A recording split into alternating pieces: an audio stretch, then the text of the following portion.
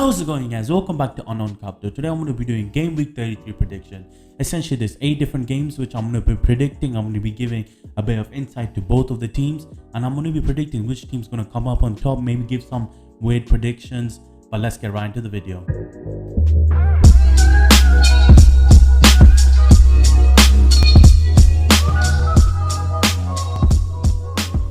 So guys, before I get into all the predicting, guys, I just want to ask you for one thing. Please guys, subscribe and please leave a like. Thank you very much. So guys, let's start with the first game. So the first game we got Tottenham versus Brighton. Let's talk about Tottenham. Tottenham have been on this unbelievable run of games. They've lost 4 out of 5, and the last 2 games they won a total of 9-1. Okay, let's start with the Aston Villa game, the recent game.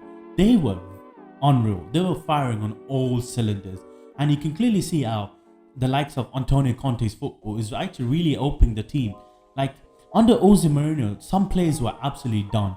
I just remember the likes of Doherty, the likes of Pierre-Emile Højbjerg wasn't doing his best. But under Conte, when you have a new manager change, you can see how defensive they're strong. And the likes of having Emerson Royal, the likes of Eric Dyer in centre back, the like of Sanchez, it's just unreal. Like Davis, like 1 year ago was washed up, but under Antonio Conte, he's got this new amount of energy, and they're 3 points clear of Arsenal in top 4, 3 points clear of Man United. Yes, Arsenal do have a game in hand, but the recent form of which Arsenal are going, just losing 2-0 recently to Brighton, then losing 3-0 recently to Crystal Palace, so they're going through a bad form of run. And I feel like for Tottenham, this is going to be an easy game.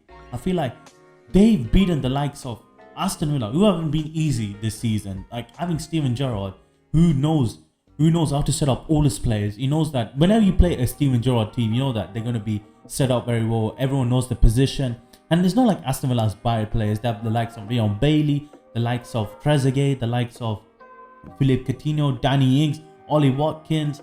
But even then, go away at Villa Park and get a 4-0 win, a Son hat-trick, Kane passing the ball, Dejan Kulusevski also coming into his stride. I feel like right now Tottenham are unbeatable. But before I give a score prediction, let's just talk about Brighton quickly. Brighton, I feel like the win against Arsenal is going to give them a lot of confidence, because before that they drew to Norwich, and Norwich were, I don't want to say they were bad this season. They've been struggling, and to draw against Norwich for Neil Maupay to miss a penalty, but going into the Emirates, they took out Liam Maupay, one of the biggest strikers and one of the most influential strikers, and that's a hard thing for Graham Potter to do. But even then, to go and win 2-0, yes, wasn't well played, but at the end of the day, what they did, they let Arsenal attack and they just converted the chances. And at the end of the day, that's what you need to do as a team, like a team like Brighton. And I feel like the game plan is going to be the same thing when they go to the Hotspur stadium. And I just want, before I make my predictions, Son has been unreal this season. With I think now he's got 18 goals and 12 assists, if I'm not wrong, or 10 assists, and Harry Kane with 12 goals and 6 assists, and Kulusevski with I think now 7 assists now. I just think it's going to be a Tottenham, so I'm going to be predicting a 2-0 Tottenham. So guys, let's move on to the next game. So the next game got Man United against Norwich. I don't know what to say about Man United. We recently just lost against Everton, and I just felt like something. The more I watch Man United, the more I get broken inside. Every game is just even more tougher to watch. It's like slowly it's breaking your heart. Like we had so much optimism at the start of this season, but like something slowly is just, they're not doing it quickly. Like the pain's not going quickly, it's slowly taking it, and that's the worst pain to have as any football supporter. And I feel like that game against Everton, we should have won. We dominated Everton in possession with shots, but at the end of the day, we can't convert our fucking chances. Come on, like we have the likes of Ronaldo, the likes of Jadon Sancho, Bruno Fernandes, Marcus Rashford. All these players have to be doing something, but clearly you can see they don't like Ralf Rangnick. Like you can see how they've turned against him. Like because he's trying to implement this system which none of them are enjoying, and you can clearly see how it's affecting the team. At the end of the day, you're playing for the club. You're not bigger than the club as a Man United player. And this is why I don't think we're getting top 4 this season. I'm telling you right now, every time some team bottle it or we get ever so close to top 4, we somehow find a way to lose. But I think against Norwich, I feel like this has to be a comeback for us. This has to be a bounce back game. Come on, this is Norwich at the bottom of the league. Yes, they got a very crucial win against, if I'm not wrong, Burnley. They got a really crucial win against Burnley. Like, I think they won 2-0 at the end. And we can't be giving Norwich, the bottom of the league, any confidence coming to this game. I feel like as soon as this game starts, we need to put them on the back foot. I feel like with Norwich, if you put them on the back foot, they cannot handle the pressure. And we need this win. We need this win really urgently. Because right now, we're trying to get Erik ten Hag, but there's so much dead wood in this club. Like, it's just terrible. But let me not talk about this. But let's talk about Norwich for a bit. As I said, Norwich has got a big win against Burnley. Like, to go away at Burnley and beat them, like, yes, Burnley have not been their best team at Turf Moor, but at the end of the day, it's a big win for the relegation battle. Because before this, Norwich was 6 points away from Burnley, and after this game, they're only 3 points away. So if they go and beat Man Utd, get a big victory, or even a victory, and Burnley go and lose to West Ham, that's putting them level on points. And then after that, I think there's only a few other points to Everton. I think Everton are right now on 28. I think if Norwich win the next game on the 21, so 7 points difference with 6 games to go. It's still doable. Norwich can still have survival, but are they gonna have survival? I don't know. So my predictions for this match. So my prediction is gonna be, I feel like Man United are not gonna do bits. I just feel like it's gonna be a decent 1-0 victory for Man United. So guys, let's move on to the next game. Watford against Brentford. I'm gonna be very quick with my predictions in this. We got 19th against 13th. For Watford, let's start with Watford. They've lost 4 of the 5 games. Relegation looks like a certainty. Looks like a must recently. Like, okay, yes, they're a decent start to the season. They've been winning games here and there. But let's be real. They haven't addressed the problem. They needed a defender pre-season before they started the thing. And they just haven't done that. And they've got they've got some quality managers like Claudio Ranieri, who won with Leicester, who was a manager in Roma. The likes of Roy Hodgson, a former England manager, took Fulham to the final. Did a great job with Crystal Palace. But if you don't address where you need your players to be, you can't survive in the Premier League. The Premier League is the hardest and most competitive league in the world. It demands a lot from every player. And I feel like Watford, yes, they do have quality players, the likes of João Pedro, Musa Sissoko, Emil Dennis. But at the end of the day, if you don't address your defensively problems, you're gonna lose. And how can you not score a goal against Leeds? Leeds have been one of the worst teams this season. They've conceded 69 goals. I think even more than that now. I think something like 72 or 73 goals. And to give Leeds a clean sheet, that clearly shows where your club's at this moment. But let's move on to Brentford. With Brentford, I would say they've had an unbelievable run of form recently. Winning last 4 out of 5, beating the likes of West Ham. Yes, can the likes of West Ham's squad depth not having enough players to go around, them playing in Europe on Thursday and they're playing on a Sunday, could that be a factor? Yes, but end of the day, you can't. That sounds like a West Ham problem, not having enough squad depth. But even then, Brentford absolutely dominated that game. I feel like, what was it? The score at the end was it 2-1 or 2-0? But I feel like West Ham only had, I believe, 2 shots, 1 on target, compared to Brentford, who I think had 10 shots and 4 on target. And it clearly shows that they actually have a good run of form. And beating Chelsea is not easy. Okay, yes, Thomas Tuchel didn't have some of his key players. He didn't play his classical 3-5-2 or 3-4-3 system. But even at the end of the day, it doesn't matter. And you have the likes of Ivan Toney, who's been scoring goals. The likes of Christian Ogard, who's been an unreal captain. I really want Man United to sign him. The most tackles in the league and some of the most interceptions in the league. And just an all-round really good CDM. So my predictions for this game, I'm gonna say 3-1 Brentford. So guys, let's move on to the last game of Saturday. So the last game of Saturday, we've got Southampton versus Arsenal. And this game is crucial for both teams. Okay, so let's start with Southampton. For Southampton, this game is crucial. They need a win. Because last 4 of the 5 games, they've lost. And they recently got trashed by Chelsea 6-0.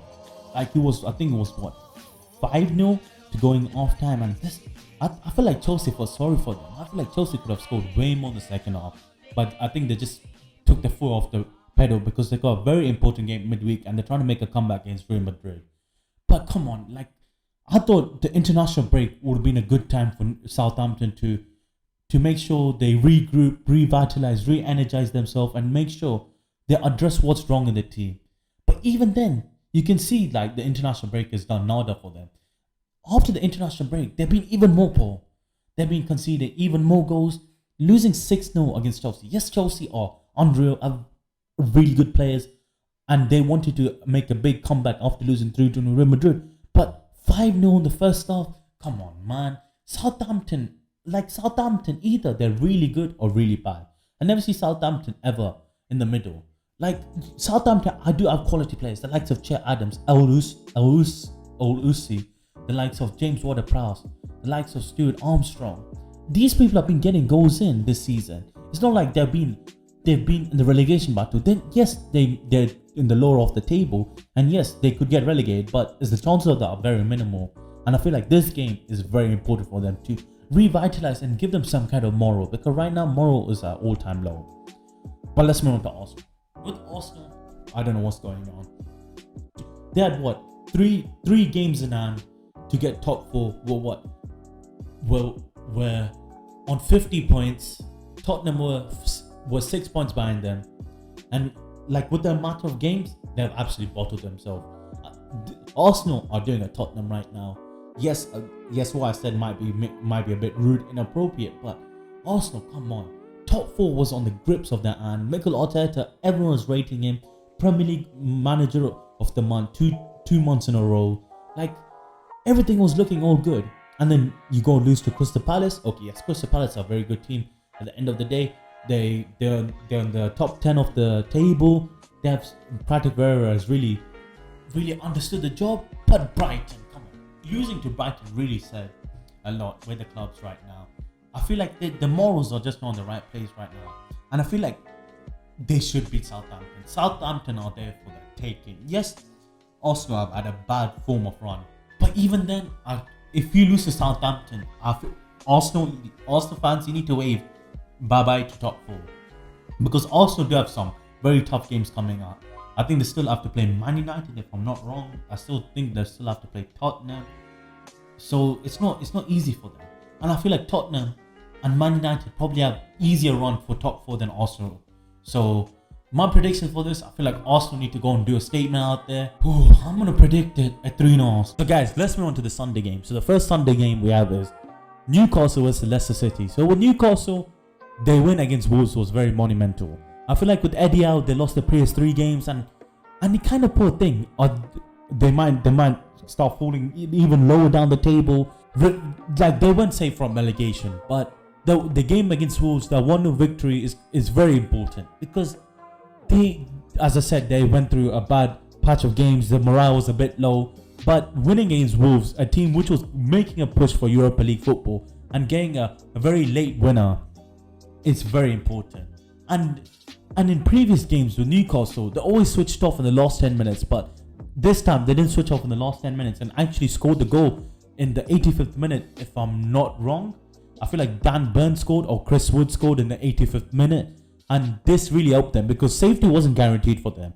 I feel like how versatile the bottom 15 to 20 place right now, it can go either way. And I feel like with Newcastle, getting that win is very important. And Newcastle at home is unreal. 50,000 Geordies screaming on the top of the lungs with different chants, with different things, putting the opposition, making sure the opposition are a bit nervous. A lot of footballers say James St. Park on his best day is one of the hardest places to play. And can Leicester City overcome Newcastle? I feel like they can, but with Leicester, they don't have really anything to fight for. They got a very important game on Thursday against, if I'm not wrong, is it Slavia Prague, where they drew 1-1, and they need to make sure that they actually win the Conference League to make sure they get into the Europa League. So in my opinion, are some players going to get arrested because they're playing on Thursday and once again have to play on Sunday? So it's a very quick turnaround. So it's going to be very, very difficult for Leicester City. But Leicester City have been on a decent run of things. Won the last game. I feel like they won the last 3 games. I've dominated pretty relatively well. But I feel like with Newcastle, for them, safety is the only thing they need to worry about. But with Leicester, they got the Europa League to worry about. So For that reason, my prediction is gonna go 1-0 Newcastle. So guys, let's move on to the last game of Sunday. So the last game of Sunday, we got West Ham against Burnley. And I feel like this game is very important for both teams. Let's start with West Ham. I feel like coming into the game, West Ham players might be a bit fatigued because they got a very, very important game in the Champions League against Lyon. And it's a 1-1 draw. So I feel like if West Ham want to get top 4 this season or even get into the Champions League, they need to win the Europa League. I feel like all the different teams which are pushing right now for top 4, Tottenham are not in the Conference League, so they only have the Premier League to worry about. Arsenal only got the Premier League to worry about. Man United the same, Wolves the same. But with West Ham going deep in the Europa League, can clearly see how fatigue is affecting all the players. And losing against Brentford and only having one shot on target clearly showed that we need to have more squad depth. What David Moyes has done with West Ham, you need to give him all credit. Like, he came in, he's made all the players buy into the vision and signed the likes of Soucek, Soufal, the likes of Jared Bowen, the likes of Benrahma, Basuma. Like, all these players are firing on all cylinders for him. But this game is very important for Burnley because they recently lost against Leeds. They recently lost against Norwich. And I feel like if Sean Dyche and Burnley want to stay up this season, they need to get a very big win against West Ham. And I feel like Burnley away from home haven't been great. And in general, they haven't been great. I think they lost 4 of the 5 games.